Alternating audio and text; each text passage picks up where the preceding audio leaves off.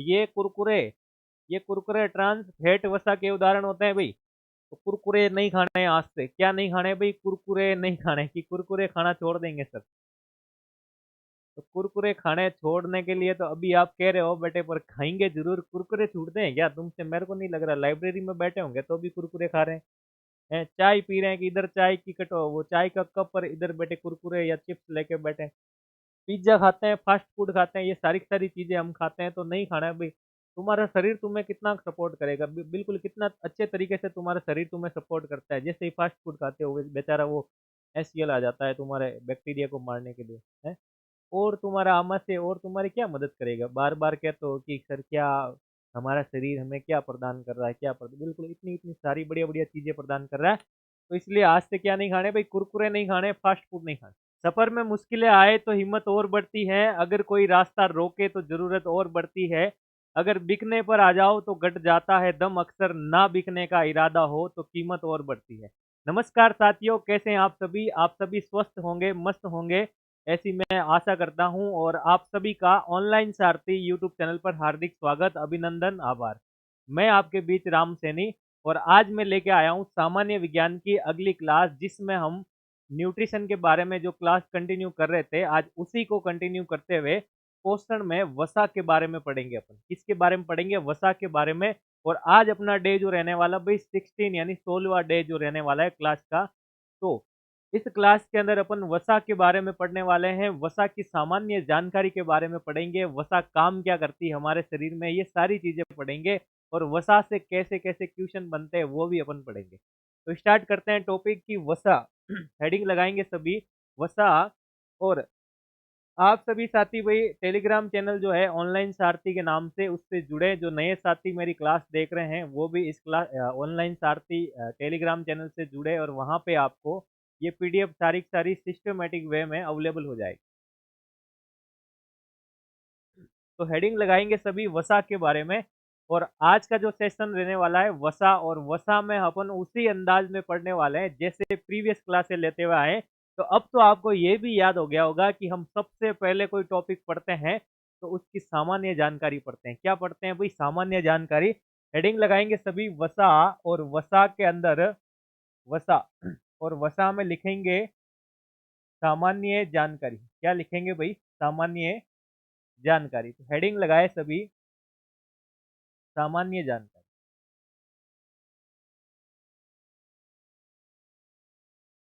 सामान्य जानकारी को अपन इंट्रोडक्शन भी लिख सकते हैं कि हम वसा के इंट्रोडक्शन के बारे में पढ़ने वाले हैं। किसके बारे में पढ़ने वाले हैं? वसा के इंट्रोडक्शन के बारे में। तो देखो इसके अंदर अपन बात करेंगे भाई कि वसा जो होती है वो क्या होती है, वसा क्या काम करती है।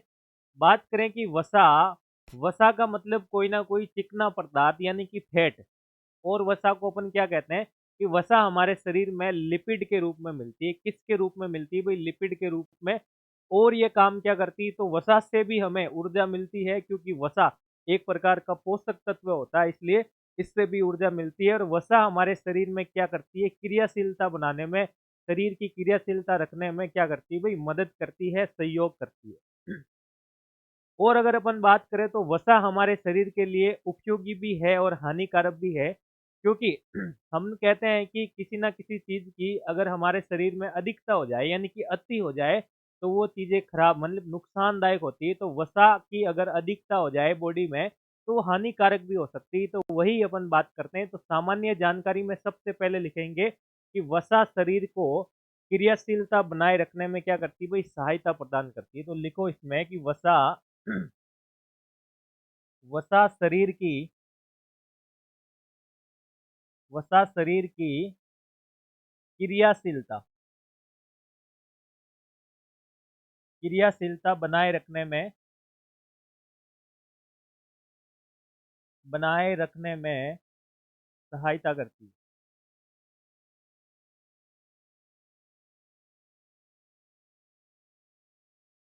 इसके बाद लिखेंगे कि वसा शरीर के लिए उपयोगी होती है। वसा शरीर के लिए, वसा शरीर के लिए, किसके लिए भाई? शरीर के लिए शरीर के लिए उपयोगी होती है, उपयोगी होती है। लेकिन लेकिन हमने कहा था कि इसकी अधिकता होने पर, लेकिन वसा की मात्रा, वसा की मात्रा, वसा की मात्रा अधिक होने पर, वसा की मात्रा अधिक होने पर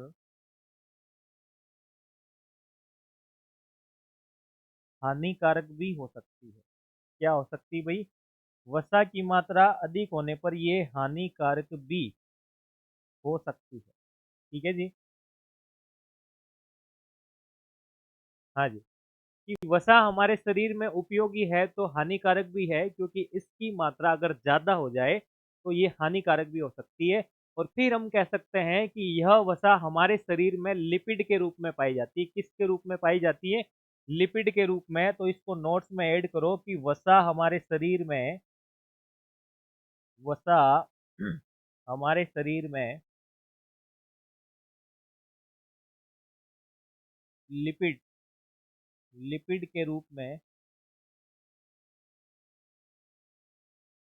पाई जाती है।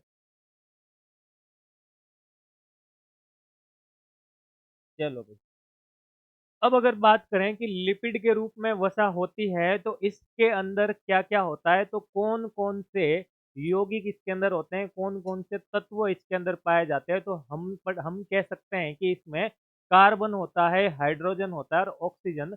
यानी इतने सारे, यानी ये तीन जो तत्व हैं भाई, ये उपस्थित रहते हैं। कौन कौन रहते हैं? कि वसा के अंदर कार्बन, हाइड्रोजन और ऑक्सीजन विभिन्न मात्राओं में उपस्थित रहते हैं। तो नोट्स में ऐड करो कि वसा के अंदर,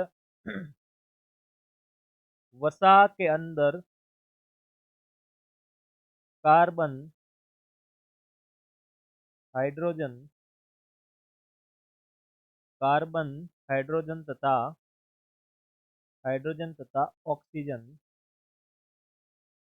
ऑक्सीजन विभिन्न मात्राओं में, विभिन्न मात्रा में उपस्थित, उपस्थित रहते हैं। ठीक है जी।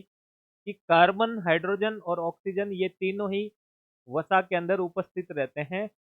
और अगर अपन बात करें कि वसा, वसा की बात करें कि वसा सामान्यतः कमरे के ताप पर ठोस अवस्था में रहती है। और अगर वो द्रव अवस्था में हो तो अपन उसको क्या कहते हैं? अपन उसको तेल कहते हैं। क्या कहते हैं भाई उसको? उसको अपन तेल कहते हैं। तो ये लाइन भी अपन नोट्स में ऐड करेंगे कि वसा कमरे के ताप पर, वसा कमरे के ताप पर,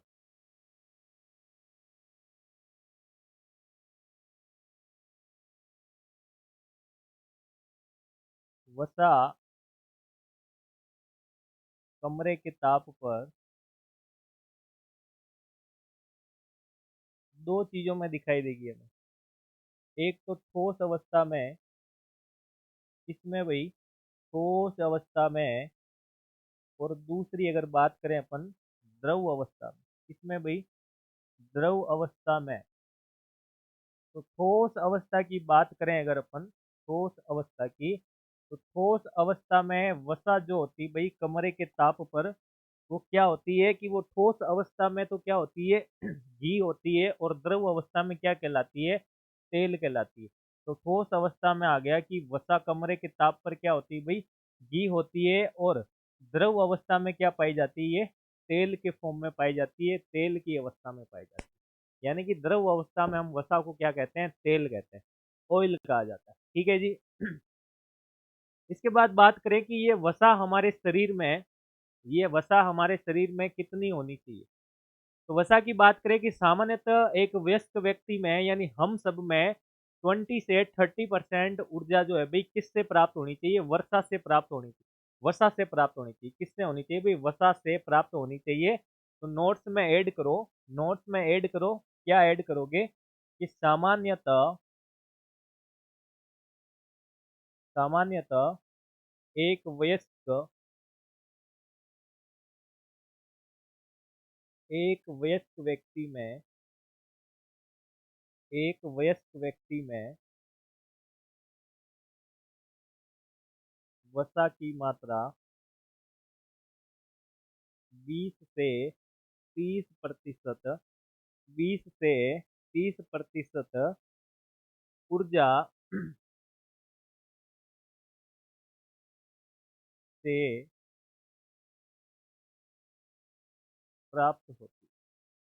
किससे प्राप्त होती है भाई? एनर्जी से प्राप्त होती है। यानी कि वो एनर्जी हमें मिलती कहाँ से है? तो जो भोजन अपन खाते हैं उस भोजन का पाचन होता है, उसका अवशोषण होता है। तो अवशोषण के दौरान वसा का भी अवशोषण होता है। तो हमारे शरीर में भोजन के रूप में या कुछ भी चीजें अपन खा रहे हैं उन सबसे वसा जो है हमारे शरीर के कहाँ जा रही है? अंदर जा रही है। इसके बाद अपन बात करें कि 1 ग्राम वसा से कितना कैलोरी ऊर्जा उत्पन्न होती है, तो हम बात करें 1 ग्राम वसा से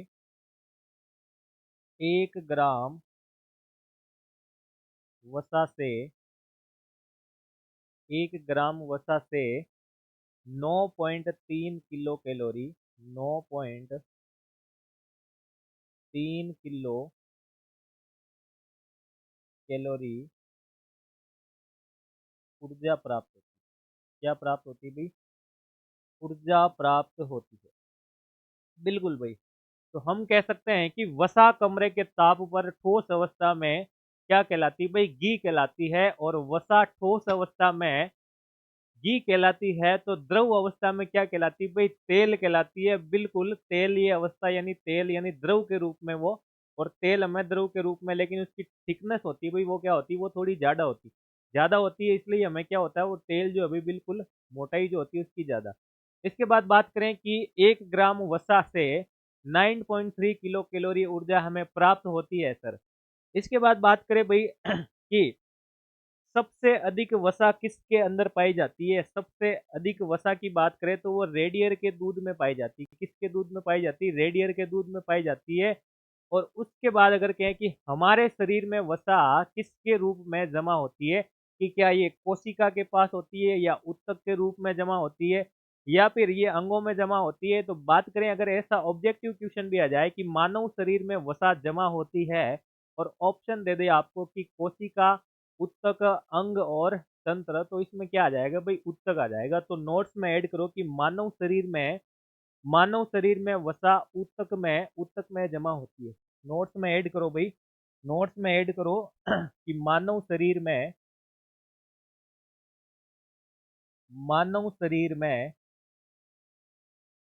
वसा वसा ऊतक में जमा होती है। किस में होती है भाई? ऊतक यानी टिश्यू में जमा होती है।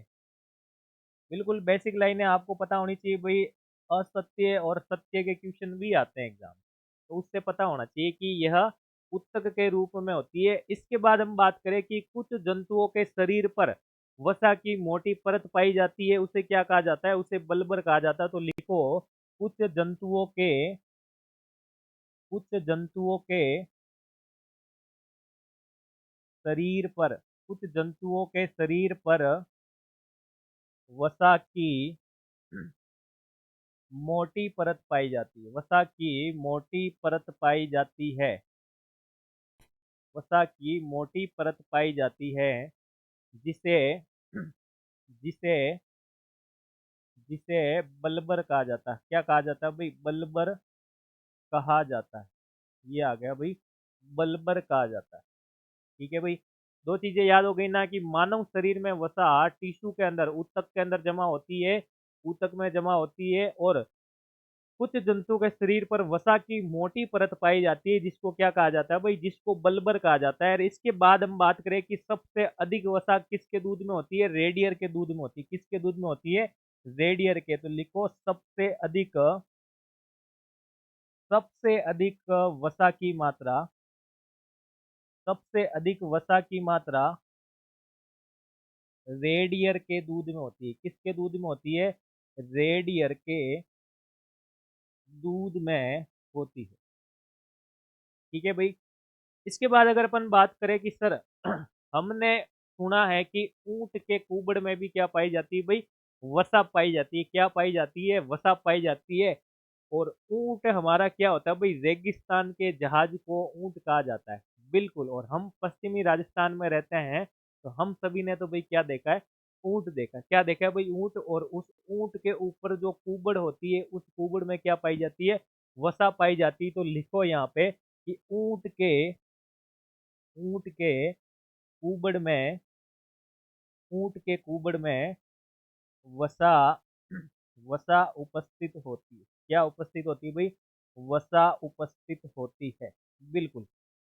इसके बाद अगर अपन बात करें कि वसा में हाइड्रोजन की मात्रा, वसा में हाइड्रोजन की मात्रा ऑक्सीजन की मात्रा से अधिक होती है। क्या होती है भाई, हाइड्रोजन की मात्रा वसा में ऑक्सीजन की मात्रा से अधिक होती है। क्योंकि हम ये पढ़ के आए थे कि वसा में कार्बन, हाइड्रोजन और ऑक्सीजन तीनों ही पाए जाते हैं। लेकिन हाइड्रोजन की मात्रा जो भाई ऑक्सीजन की मात्रा से क्या होती है, अधिक होती है। तो नोट्स में ऐड करो कि वसा के अंदर हाइड्रोजन की मात्रा, किसकी मात्रा भाई, हाइड्रोजन की मात्रा ऑक्सीजन की मात्रा से, ऑक्सीजन की मात्रा से अधिक होती है। क्या होती है भाई, अधिक होती है। बिल्कुल। तो सारे कंसेप्ट क्लियर है ना भाई, कि मानव शरीर में वसा ऊतक में जमा होती है। कुछ जंतुओं के शरीर पर वसा की मोटी परत पाई जाती है, जिसे बल्बर कहा जाता है। और सबसे अधिक वसा की मात्रा रेडियर के दूध में पाई जाती है। और ऊंट के कुबड़ में वसा उपस्थित होती है। और वसा के अंदर हाइड्रोजन की मात्रा ऑक्सीजन के मात्रा से क्या होती है भाई, ज्यादा होती है। बिल्कुल। तो ये तो फैक्चुअल लाइनें थी भाई, सारी सारी क्या थी, फैक्चुअल लाइनें थी। इसके बाद बात करें अपन की कोशिका झिल्ली के निर्माण के लिए भी किसकी आवश्यकता होती है, कि वसा की आवश्यकता होती है। तो नोट्स में ऐड करो, नोट्स में ऐड करो भाई। बिल्कुल। क्या ऐड करोगे कि कोशिका झिल्ली के निर्माण के लिए, कोशिका झिल्ली के निर्माण में, कोशिका झिल्ली के निर्माण में भी वसा की आवश्यकता होती है। वसा की आवश्यकता होती है भाई। बिल्कुल सही, एकदम, कि वसा की आवश्यकता होती है। ठीक है जी। इसके बाद अगर अपन बात करें कि भाई वसा हमारे शरीर में, ये तो हमने बिल्कुल वसा के क्या पढ़े हैं भाई, सामान्य जानकारी पढ़ी थी कि वसा हमें हमारे शरीर में क्या होती है। ठीक है ना, ये सारी चीजें, वसा के अंदर क्या पाया जाता है, वसा से किस प्रकार की एनर्जी मिलती है, कितनी कैलोरी मिलती है। ठोस अवस्था में वसा घी कहलाती है, तो द्रव अवस्था में वसा तेल कहलाती है। सारी सारी चीजें पड़ी है। कोशिका झिल्ली के निर्माण में वसा की आवश्यकता होती है। ऊंट के कुबड़ में भी वसा पाई जाती है। ये सारी चीजें। अब अपन बात करते हैं कि सर आखिर हमें वसा मिलती कहाँ से है, यानी कि वसा के स्रोत के बारे में पढ़ेंगे। तो इसी के अंदर छोटी सी हेडिंग लगाओ, वसा के स्रोत। वसा के स्रोत। वसा के स्रोत में हेडिंग लगा के लिखो भाई, वसा के स्रोत, यानी कि वसा हमें किस किस से प्राप्त होती है।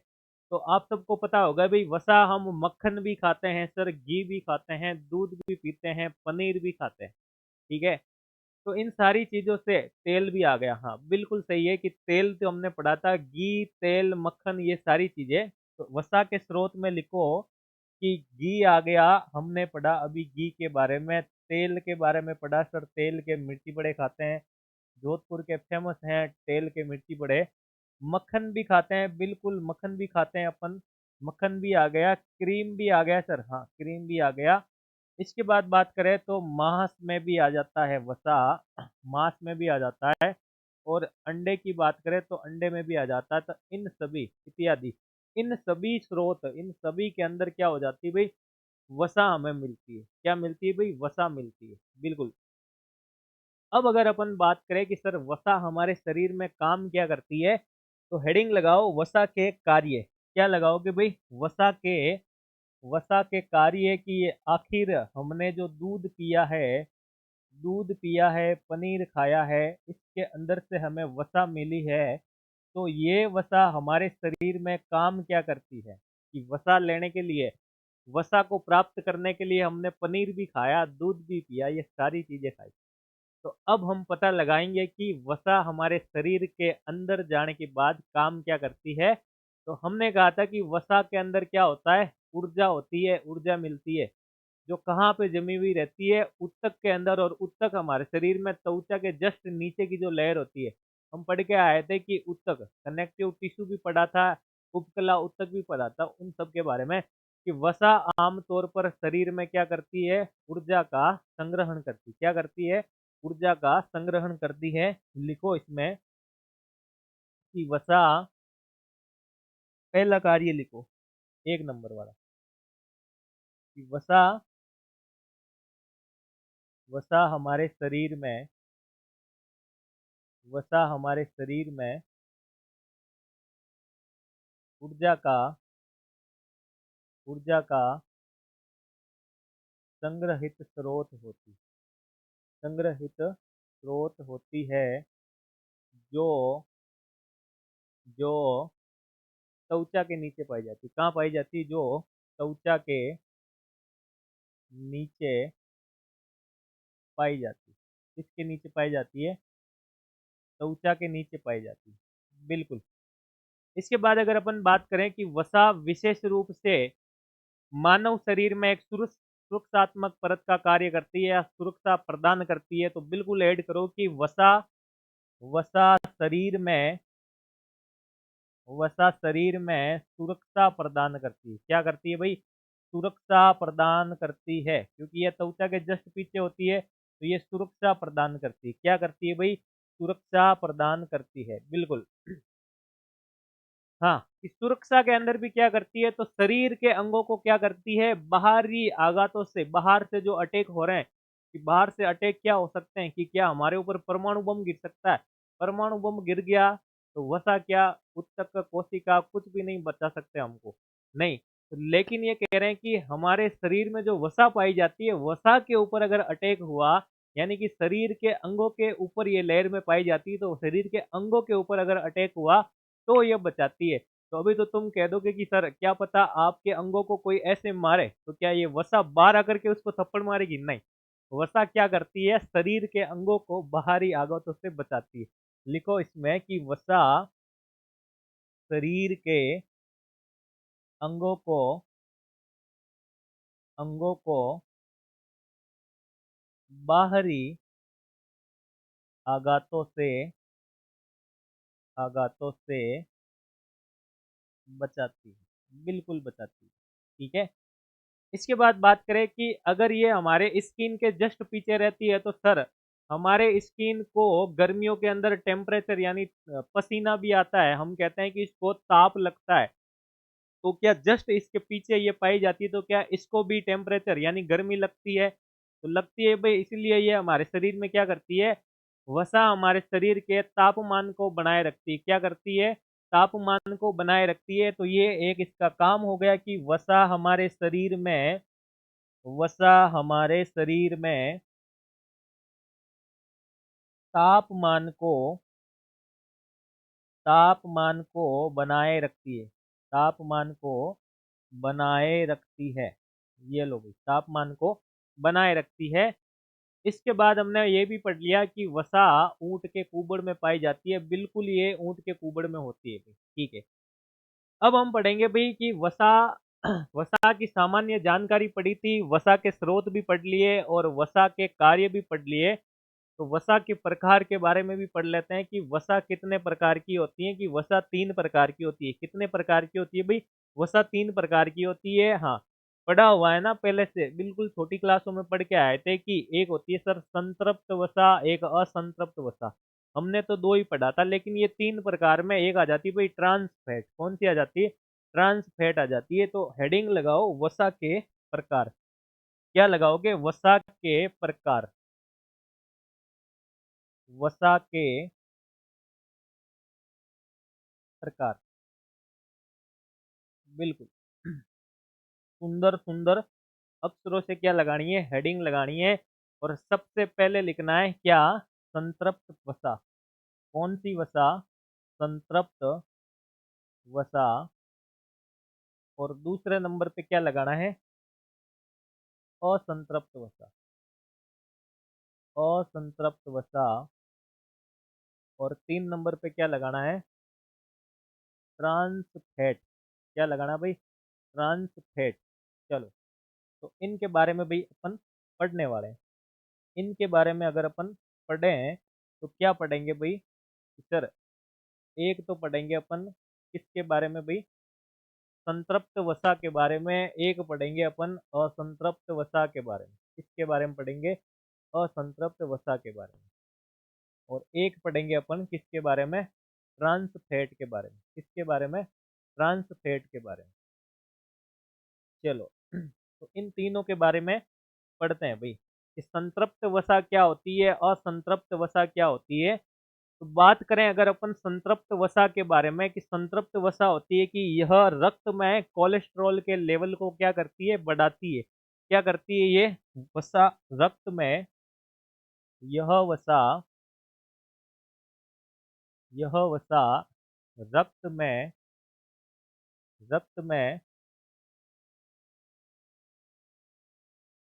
कोलेस्ट्रॉल कोलेस्ट्रॉल के लेवल को लेवल को बढ़ाती है। क्या करती है भाई, बढ़ाती है। और वसा, ऐसी वसा जो रक्त में कोलेस्ट्रॉल की मात्रा को बढ़ाती है, तो उसको अपन क्या कहते हैं भाई, उसको कहते हैं अपन संतृप्त वसा। क्या कहते हैं, संतृप्त वसा। तो अगर कोई हमें नुकसान पहुंचा रहा है तो क्या हम उससे बात करेंगे क्या भाई, बिल्कुल नहीं बात करेंगे। अगर कोई चीज हमें खाने में अच्छी नहीं लग रही है तो क्या हम उसको खाएंगे क्या, नहीं खाने वाले हैं। और अगर हमें ये वसा नुकसान पहुंचा रही है तो क्या हम इसे, क्या इसको हमें खाना चाहिए, नहीं खाना चाहिए, नहीं खाना चाहिए। तो इसलिए हम इसमें लिख सकते हैं कि इसलिए इसका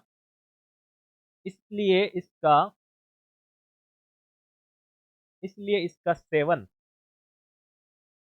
सेवन कम किया जाना चाहिए, कम किया जाना चाहिए। बिल्कुल भाई, याद रखना इस बात को। संतृप्त वसा की कोई अगर खाद्य सामग्री बनी हुई है तो आपको नहीं खाना है। बिल्कुल खाना है, लेकिन कम मात्रा में खाना है। ऐसे नहीं कि आप बेटे टेकते ही जाओ, ये ले आया वो ले आया, ठीक है ना, ऐसे नहीं करना है। तो ऐसे कौन कौन से हैं भाई, फूड की बात करें कि कौन कौन से फूड की बात करें या कौन कौन से स्रोत हैं जो संतृप्त वसा के अंदर आते हैं। और क्वेश्चन यहीं से बन सकता है कि निम्नलिखित में से संतृप्त वसा का उदाहरण है। तो संतृप्त वसा के अंदर आ जाते हैं भाई, मक्खन आ जाता है, पनीर आ जाता है। क्या आ जाता है, मक्खन आ जाता है, मक्खन, पनीर, घी की बात करें घी, मांस की बात करें मांस। तो ये सारे के सारे चीजें किस में आ जाती है भाई, संतृप्त वसा के अंदर। किस में आ जाते हैं भाई, संतृप्त वसा। संतृप्त वसा के अंदर ये क्या आ जाते हैं भाई, मक्खन, पनीर, घी, मांस, ये सारी की सारी चीजें आ जाती है। अगर अपन बात करें असंतृप्त वसा के बारे में, किसके बारे में बात करें भाई, असंतृप्त वसा के बारे में। तो असंतृप्त वसा जस्ट इसका उल्टा है, क्योंकि यह वसा तो कोलेस्ट्रॉल के लेवल को बढ़ाती है, लेकिन असंतृप्त वसा, अ से याद रखना है। अ से क्या याद रखना है, कि अ से याद रखना है कि यह वसा कैसी होती है, यह वसा अच्छी होती है। बिल्कुल, ये वसा अगर अच्छी है, आई लाइक इट, इस वसा को हम बिल्कुल लाइक करते हैं, ठीक है भाई। तो यह हमारे स्वास्थ्य के लिए अच्छी होती है। तो लिखो कि यह वसा हमारे स्वास्थ्य के लिए, हमारे स्वास्थ्य के लिए, हमारे स्वास्थ्य के लिए अच्छी होती है। कैसी होती है भाई, अच्छी होती है। बिल्कुल। इसके बाद अगर अपन बात करें कि यह हमारे शरीर से क्या करती है, हानिकारक कोलेस्ट्रॉल को हटाने में भी सहायता करती है। लिखो इसमें कि यह हमारे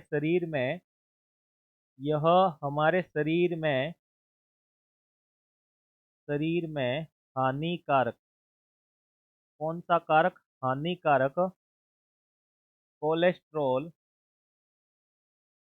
हानिकारक कोलेस्ट्रॉल को भगाने का, हटाने का काम करती है। कितना सुंदर काम करती है, कितना अच्छा काम करती है। और अच्छा काम किया तो हमने इसके आगे अ लगाया, असंतृप्त वसा बन गई, ठीक है जी।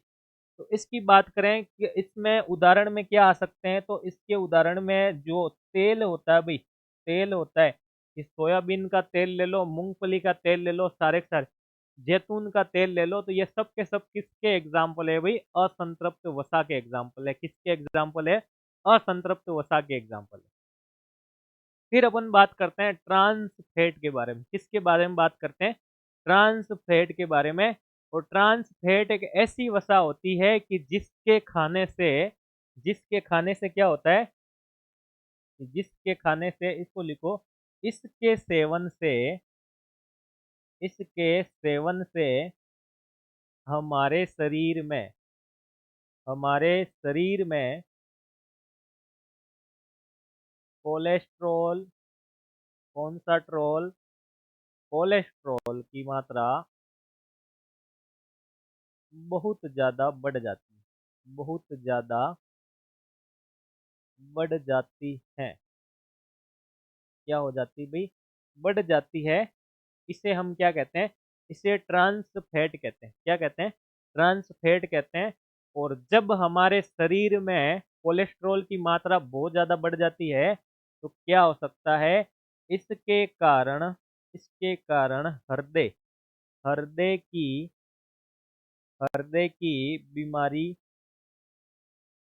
हो सकती है। क्या हो सकती है भाई? हृदय की बीमारी हो सकती है। और इसके उदाहरण की अगर मैं बात करूं, जो आप लोग खाते हो, यानी हम भी खाते हैं, क्या खाते हैं भाई? आजकल फास्ट फूड खाते हैं। सर पिज्जो घणो खावा, हाँ। क्या खावा भाई? पिज्जो घणो खावा, हाँ। और उसके बाद बात करें कि सर और क्या खाते हैं? टुरटुरे खाते हैं। क्या भाई? टुरटुरे नहीं, कुरकुरे खाते हैं। क्या खाते हैं भाई? कुरकुरे। क्या खाते हैं? कुरकुरे। तो ये कुरकुरे ट्रांस फैट वसा के उदाहरण होते हैं भाई। तो कुरकुरे नहीं खाने हैं आज से। क्या नहीं खाने भाई? कुरकुरे नहीं खाने, कि कुरकुरे खाना छोड़ देंगे सर।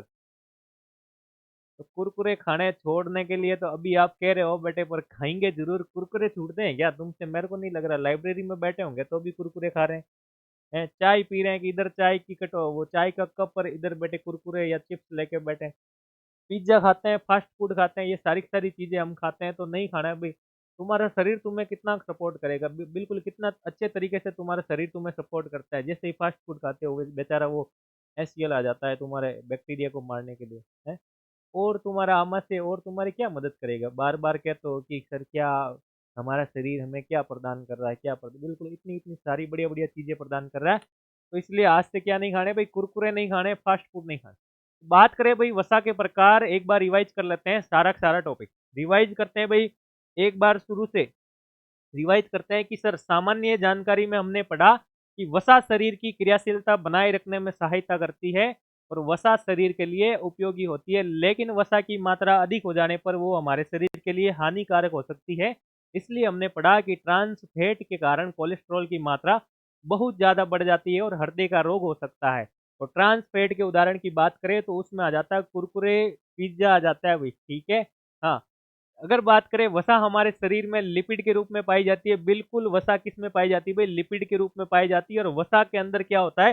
कार्बन होता है, हाइड्रोजन होता है, ऑक्सीजन होता है। लेकिन हाइड्रोजन की मात्रा ऑक्सीजन से क्या होती है भाई? ज्यादा होती है।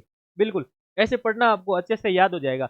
वसा कमरे के ताप पर ठोस अवस्था में घी कहलाती है, लेकिन द्रव अवस्था की बात करें तो वसा हमारी क्या कहलाती है भाई? तेल कहलाती है। क्या होती है? तेल होती है। सामान्यतः एक वयस्क व्यक्ति में वसा की मात्रा 20 से 30% ऊर्जा से प्राप्त होती है और 1 ग्राम वसा से 9.3 किलो कैलोरी हमें ऊर्जा प्राप्त होती है। बिल्कुल, एक बार बोलो भाई सभी, 1 ग्राम वसा से 9.3 किलो कैलोरी, 9.3 किलो कैलोरी 1 ग्राम वसा से, 1 ग्राम वसा से 9.3 किलो कैलोरी ऊर्जा प्राप्त होती है। और उसके बाद बात करें कि वसा शरीर में किस में पाई जाती है? ऊतक में पाई जाती है। और ऊतक हमारे, इसके बाद बात करें, कुछ जंतुओं के शरीर में वसा की मोटी परत पाई जाती है, जिसे क्या कहा जाता है? जिसे बल्बर कहा जाता है। क्या कहा जाता है भाई? बल्बर कहा जाता है। और सबसे अधिक वसा की मात्रा रेडियर के दूध में होती है। किस में होती है? रेडियर के दूध में होती है। याद करना आपको, बल्बर रेडियर, बल्बर रेडियर 9.3, बल्बर रेडियर 9.3, ऊंट के कुबड़ में वसा है। तो ऐसे सारी चीजें याद करनी। तो ऊंट के कुबड़ में वसा होती है और वसा के अंदर हाइड्रोजन की मात्रा ऑक्सीजन की मात्रा से क्या होती है? अधिक होती है। कोशिका झिल्ली के निर्माण में वसा की आवश्यकता होती है। किसके निर्माण में? कोशिका झिल्ली के निर्माण में। इसके बाद बात करें वसा के स्रोत क्या होते हैं सर, दूध होता है, पनीर होता है, मक्खन होता है, क्रीम होता है, मांस होते हैं, अंडे, ये सब के सब क्या होते हैं, वसा के स्रोत होते हैं। वसा के कार्य, वसा हमारे शरीर में ऊर्जा का संग्रहित स्रोत होती है जो त्वचा के नीचे पाई जाती है। बिल्कुल तापमान आ गया, शरीर के अंगों की सुरक्षा करती है, सारी सारी चीजें पड़ी थी भाई। मुझे नहीं लग रहा है कि वसा के टॉपिक में आपको कोई दिक्कत होगी, बिल्कुल इतना सा है वसा, कितना सा, इतना सा है। तो इतना सा वसा है, इतना सा कार्बोहाइड्रेट था, इतना सा प्रोटीन भी मिलेगा, थोड़ा सा खनिज लवण खाने को भी मिलेगा, फिर आपको बढ़िया से पानी पिला के सारे के सारे पोषक तत्वों को विदा कर देंगे। बिल्कुल, मिलते हैं नेक्स्ट क्लास में, और अपन सब क्या पढ़ने वाले हैं उसमें प्रोटीन पढ़ने वाले हैं। थैंक यू, धन्यवाद।